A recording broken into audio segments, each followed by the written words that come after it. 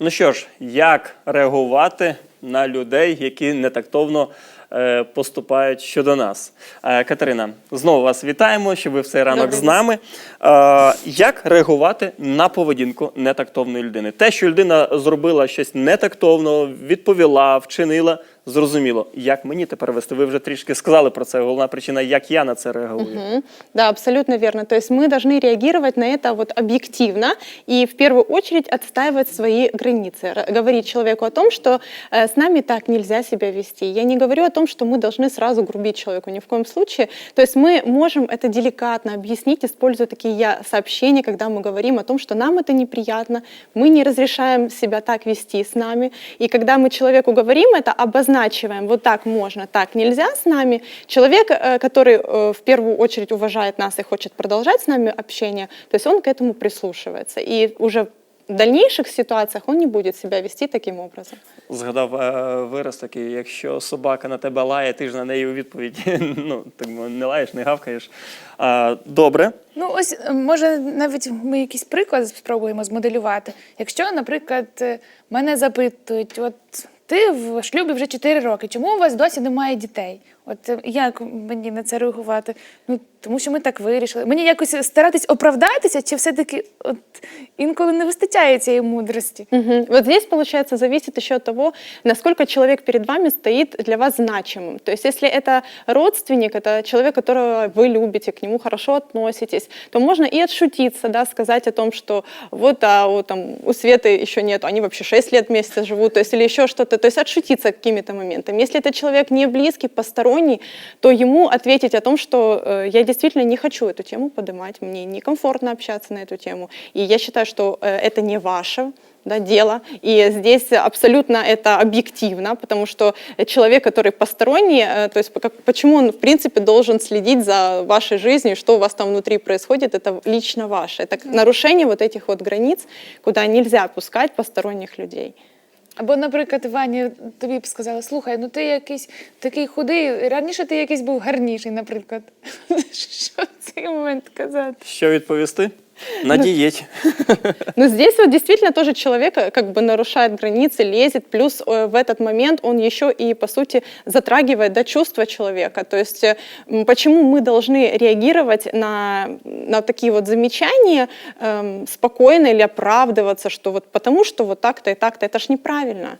То есть мы оправдываемся, значит, человек в следующий раз еще раз задаст нам такой вопрос. А якщо, чи не буде це грубувати, якщо я скажу, а тебе дійсно це цікавить, ти заснути по ночам не можеш без цього, що ти так цікавишься? А почему вы считаете, что это грубость? Это нормально? Но это не грубость. Грубость — это когда мы вот действительно спросили, почему вы не такой красивый сейчас, да, как раньше. Ну, то есть вот это вот, и не обязательно при этом повышать голос, да, и человек может проявить свою грубость даже вот таким каким-то тоном или каким-то словом неправильным. От в мене, до речі, була така щось схожа ситуація, як я тебе запитала влітку. Я почала займатися спортом, і десь кілограмів 4 в мене відійшло.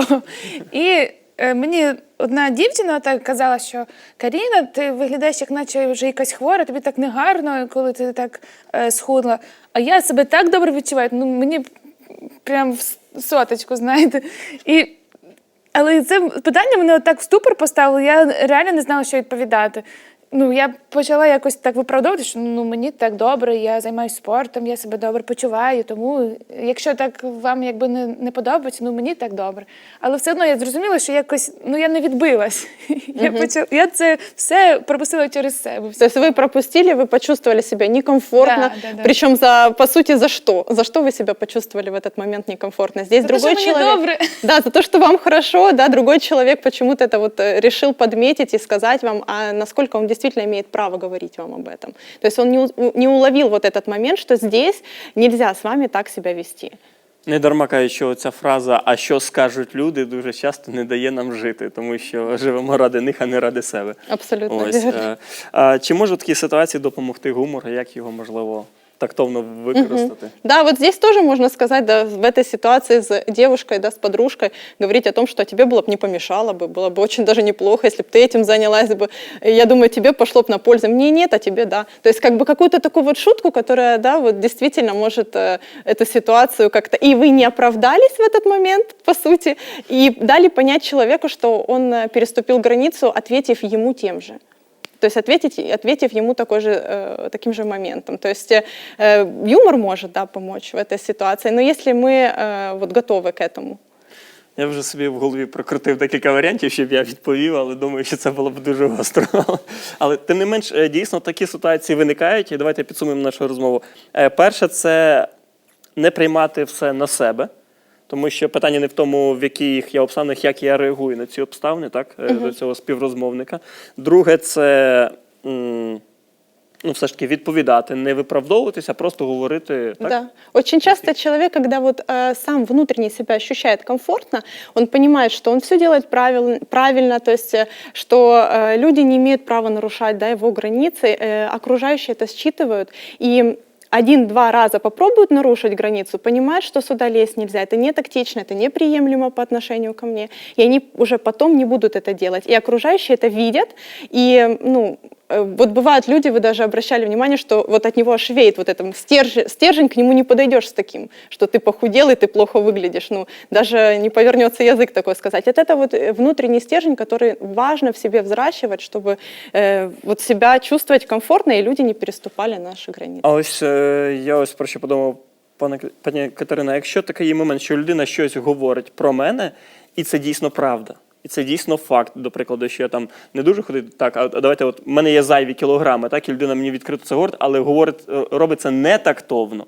І я знаю, що вона права про те, що говорить, але те, як вона це сказала... Вопрос в том, спрашивали вы это или нет.